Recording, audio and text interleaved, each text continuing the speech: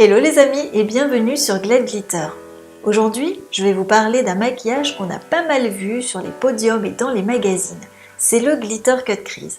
Quand je l'ai vu, je me suis dit que c'était tellement beau que ça m'a donné envie de le reproduire et du coup de vous le faire partager. J'espère que ça vous plaira autant qu'à moi et que ça vous donnera aussi envie de le refaire. On se retrouve à la fin du tuto, à tout à l'heure. Pour commencer le Glitter Cut Crease, j'applique un primer sur toute la paupière histoire de fixer le make-up toute la journée ou toute la soirée. À vous de voir quand vous avez envie de le porter. Ensuite, j'applique en base un fard nude sur toute la paupière supérieure. Et c'est là que ça devient intéressant. Avec un petit pinceau, le 13P de Inglot et le fard brun rouille de la palette Numérique Proof, je vais tracer mon cut crease tout au long et au-dessus de mon pli palpébral. Je ne prends pas mon repère dans le creux de la paupière car le cut crease serait invisible dès que je regarderai devant moi. Et je dégrade ce trait en l'étirant doucement vers la tempe.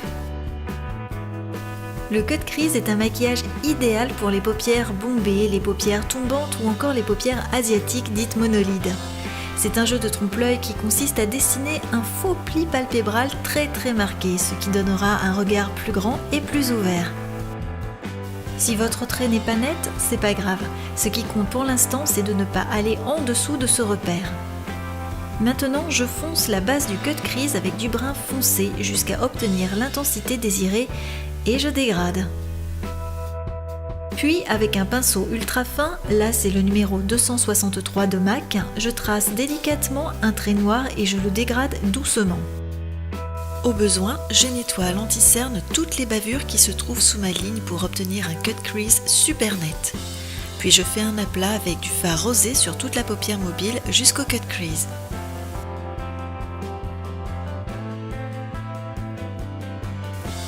Je trace à présent mon eyeliner avec le Liner Pro de Make Up For Ever.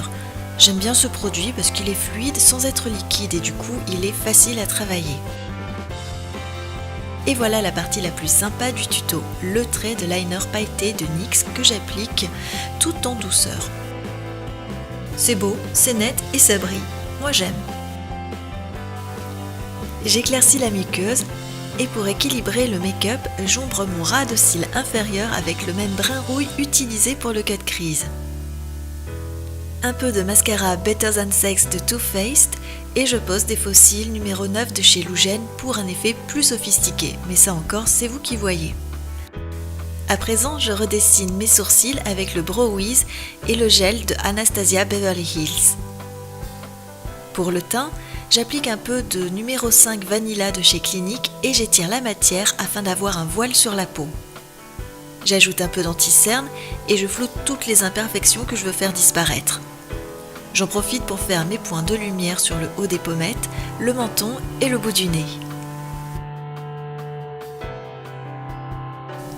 Je continue mon contouring en creusant mes grosses joues et j'affine aussi un petit peu mon nez.